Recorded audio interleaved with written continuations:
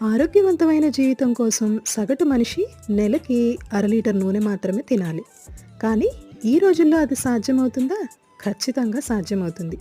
ఒక్క స్పూన్ ఆయిల్‌తో వంట చేసేయడమే. ఒక్క స్పూన్ ఆయిల్‌తో వంట చేస్తే అసలు టేస్ట్ ఉంటుందా? అని అనుకున్నాను నేను కూడా.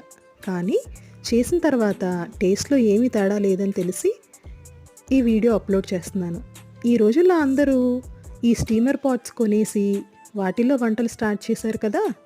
అలా కాకుండా ఇంట్లో ఉన్న వెసల్స్‌తోనే ఈజీగా చేసేయొచ్చు.